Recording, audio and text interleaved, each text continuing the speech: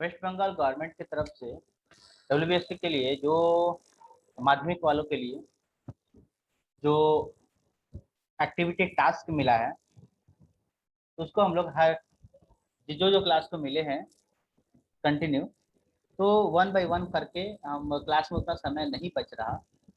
ठीक है, बोर्ड की तैयारी के लिए तो हमारे चैनल में वन बाय वन करके सॉल्यूशन डालते रहेंगे, तो यहाँ से कलेक्ट कर लेना है। ठीक है, तो इसे कंप्लीट भी हो जाएगा, समय भी बचेगा।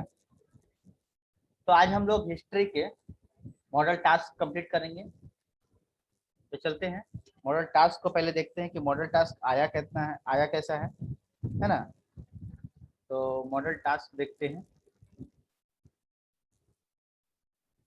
ये है मॉडल टास्क, ये है मॉडल टास्क। ठीक है, और थोड़ा ऊपर चले हम लोग, तो वन बाई वन करके इसका आंसर हम लोग सभी कंप्लीट करेंगे। ठीक है, model activity task class 10। Okay, class 10 related है। तो हिस्ट्री के है, तो पहला दिया है 3 चैप्टर से है। कितने चैप्टर से है? 3 चैप्टर से है। ठीक है, तो 3 चैप्टर से है। पहला चैप्टर ऐतिहासिक, ऐतिहासिक अवधारणा। दूसरा संस्कार विशिष्टता समालोचन, और तीसरा प्रतिरोध व विद्रोह। ये 3 चैप्टर से क्वेश्चन मिले हैं। तो इसे 3 या 4 वाक्यों में लिखना है।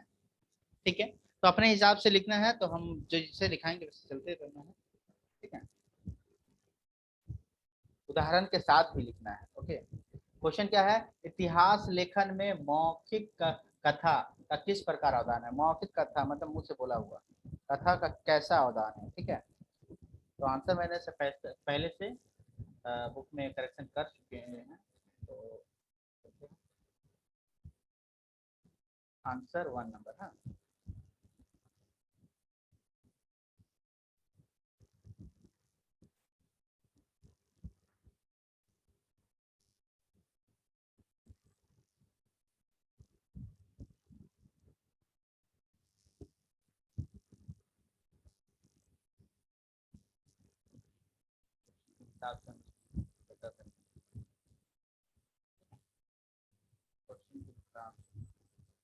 ये रहा क्वेश्चन हमारा। और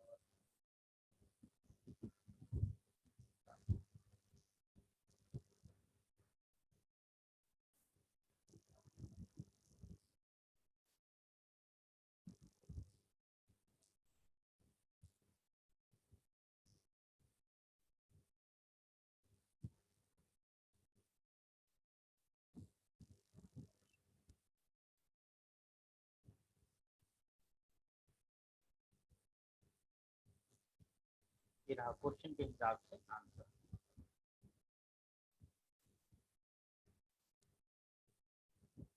सबसे पहली बात कि आप लोग किस चैनल पे हैं? ज्ञान गैलेक्सी चैनल पे हैं। चलते हैं, इतिहास के लेखन में मौखिक कथा का किस प्रकार से अवदान हो सकता है, उदाहरण सहित लिखना है। ठीक है, तो इसका आंसर हम लिखना स्टार्ट करें।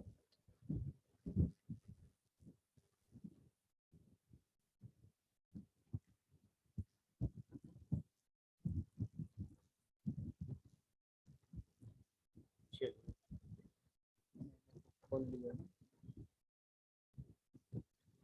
पहले तो हेडिंग बनाना है।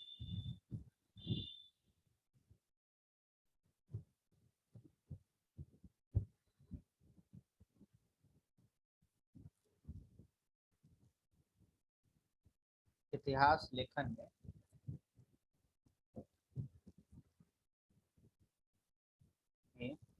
मौखिक कथा, मौखिक कथा, मौखिक कथा का अवदान,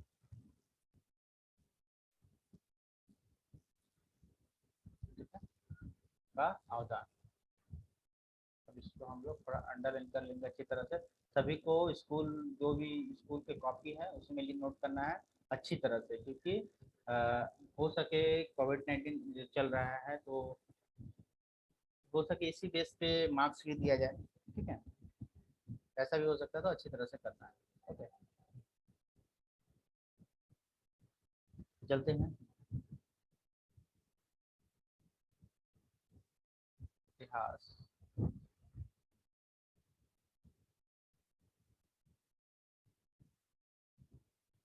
के अनेक स्रोतों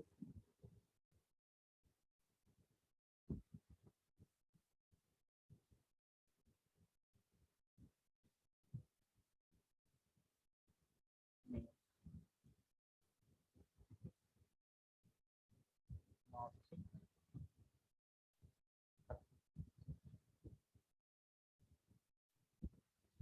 मौखिक कथाओं के माध्यम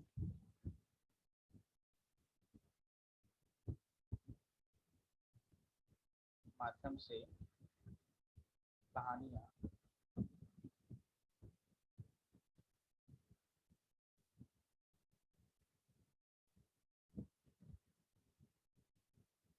सॉरी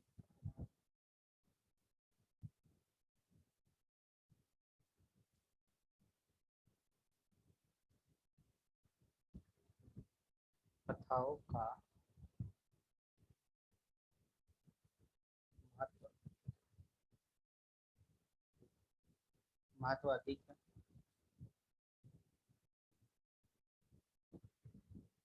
अधिक है क्योंकि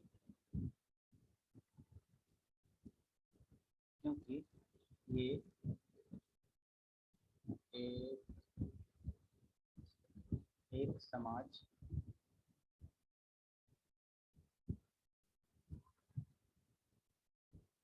के वैचारिक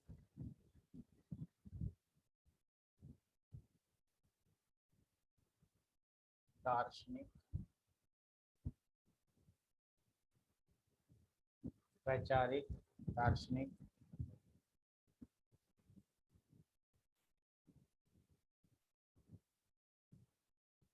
तथा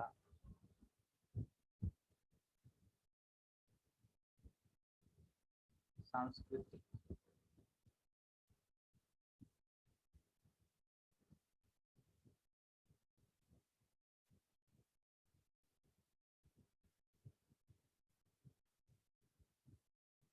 पहलुओं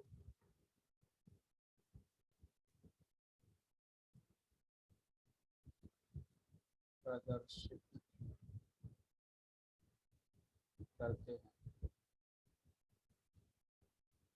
करते हैं और मौखिक मौखिक कथाओं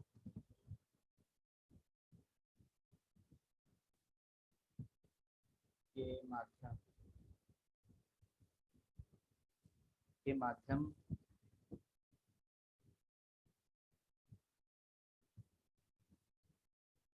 से कहानियाँ कहानियाँ व कहावतें और कहावतें एक पीढ़ी से दूसरे पीढ़ी दूसरे पीढ़ी तक एक पीढ़ी से दूसरे पीढ़ी तक प्रसार करती है।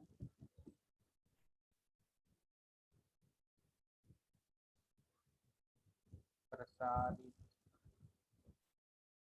प्रसारित न लिख के लिखेंगे, फैलती फैलती है। अब उदाहरण लेते हैं। उदाहरण के साथ बोला गया था, तो लिखेंगे भारतीय परंपरा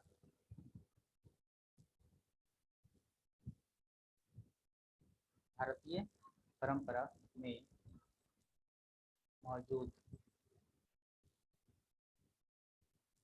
मौजूद जो पौराणिक कथा कथा है, पौराणिक कथा का मतलब क्या है, रामायण महाभारत, ठीक है, ये सब क्या है, बोला ही हुआ है, बोला हुआ चीज को ही लिखा गया है कथाएं।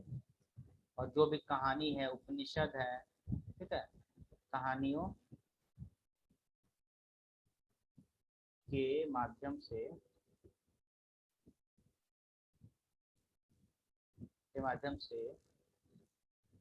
आज भी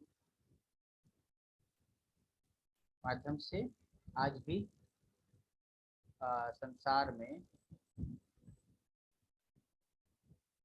विद्यमान है।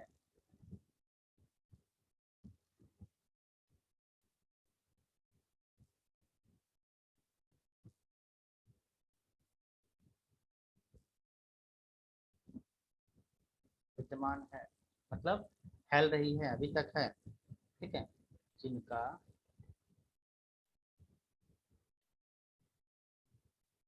जिनका अभी जिनका अधिक जिनका अभी तक, कुछ तो अभी तक है, जिनका अभी तक पूरी तरह से पूरी तरह से साक्ष्य भी नहीं हो पाया है, साक्ष्य भी नहीं हो पाया, तो हो सकता है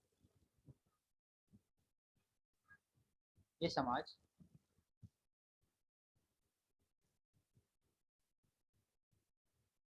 में नैतिक मूल्यों नैतिक मूल्यों और आदर्शों आदर्शों परंपराओं, जो शादी ब्याह पूजा पाठ, ये सब परंपरा जो है, परंपराओं, आचरण, सॉरी धर्म आचरण, धर्म आचरण, धर्म आचरण को बढ़ावा बढ़ावा देते हैं, ठीक है। तो ये हो गया हमारा पहला क्वेश्चन, ठीक है, सही बच्चे देख लेंगे, ठीक है ना, ठीक है। अच्छा, किसी डाउट हो तो पूछ भी लेंगे। इतिहास में बहुत सारे स्रोत हैं, ये ऐसे ऐसे स्रोत हैं जो लिखे हैं शिला के रूप में है, लेकिन कुछ लोग ऐसे भी हैं जो लोग बोल चुके, जैसे कृष्ण का जो उपदेश दिए थे, है ना, तो वो उपदेश वो बोला ही हुआ था, बट गीता में उसको लिखा गया है, ठीक है। तो वैसे ही मौखिक बात है, मौखिक कथा, कोई कहानी है, कहानी को लिखा गया है, बोला गया है, तो उसी को अभी तक सब एक जगह एकत्र किया गया है, तो उसी के बारे में बोला गया कि इतिहास के अनेक स्रोतों के मौलिक कथाओं का महत्व अधिक है, क्योंकि ये एक समाज में वैचारिक विचार चेंज करता है, विचार बढ़ाता है, दार्शनिक एक दर्शन देता है, दार्शनिक सांस्कृतिक, ठीक है, पहलुओं को प्रदर्शित करते हैं। मौखिक कथाएं के माध्यम से ही कहानियां और कहावतें एक पीढ़ी से दूसरी पीढ़ी, मतलब किसी के दादा ने बोला, उसके मतलब कंटिन्यू पीढ़ी दर पीढ़ी चलते रहता है, ठीक है, ठीक है। तो उदाहरण में देखते, भारतीय परंपरा में मौजूद पौराणिक कथा है, पौराणिक कथा मतलब कि गीता, महाभारत, रामायण, वेद, ये सब जो है लगातार कंटिन्यूअसली चलते आ रहे हैं। हालांकि अभी अभी बहुत कम लोग जो है वेद उपन्यास सब पढ़ते हैं, रामायण पढ़ते हैं, बट बातें सभी जानते हैं, बातें सभी जानते हैं। टीवी में देख लेते हैं ना रामायण, तो रामायण आया कहाँ से, बुक से आया ना, रामायण से पढ़ के आया। अच्छा, महाभारत तो उसी को कॉपी एंड पेस्ट किया जा रहा है बार बार, उसी को एडिट किया जा रहा है नए नए मॉडल में, पहले का अलग था अभी का अलग है, तो नए नए मॉडल में लाया जा रहा है। तो वही ना बात है कि पहले जो श्रुति कहा जाता था, पहले सुनकर याद किया जाता था, पहले सुनकर याद किया जाता था किसी भी चीज को, तो पहले सुनकर याद किया जाता था, तो ये पहले लिखने के लिए कुछ खास नहीं था।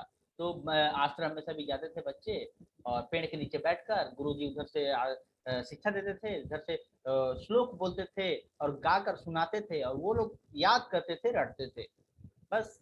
तो वो तो मौखिक था, तो उसी को फिर कन्वर्ट करके किया गया, लिखित रूप में किया गया, ठीक है, जिनका अभी तक पूरी तरह से साक्षात, और कुछ कुछ अभी तक हुए हैं, कुछ कुछ ऐसा भी बात है जो मौखिक में ही है, अभी तक कंफर्म नहीं हो पाया है, ठीक है। आदर्शों परंपरा, और ये क्या है, अब कोई भी प्रवचन देता, कोई भी बात बोलता है तो गीता में ये लिखा है, रामायण में ऐसे लिखा है, तो ये सब लिखा है, तो ये प्रवचन आगे पीढ़ी दर पीढ़ी पिता ने पुत्र को है, फिर वो पुत्र जो है अपने पुत्र को बोलेगा, फिर ऐसे करके फलता रहेगा। अच्छा, टीवी में जो मैसेज आ रहा है, टीवी में जो रामायण महाभारत जो भी या पुरानी कथा है, या फिर कोई पिक्चर है, या फिर बीता हुआ काल है, या हिस्ट्री का पिक्चर है, हिस्ट्री रिलेटेड पिक्चर है, कुछ भी है, वो लगातार, या इतिहास ही क्यों ना हो, या पॉलिटिक्स है, या इकोनॉमिक्स है, तो ये सारा चीज जो है पीढ़ी दर पीढ़ी बढ़ रही है। आज से पहले हम लोग अकबर बाबर के बारे में पढ़े थे, आज भी पढ़ रहे हैं, लेकिन क्या है, ये कॉपी एंड पेस्ट हम लोग को मिलते जा रहा है, इसलिए पढ़ रहे हैं।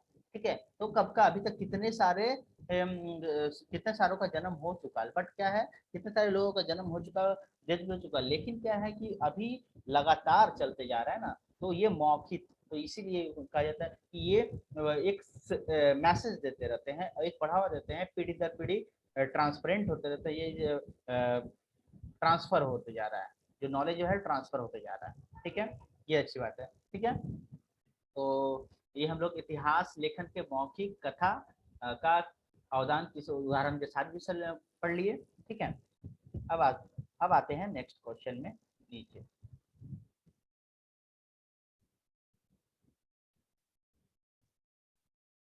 सेकंड क्वेश्चन में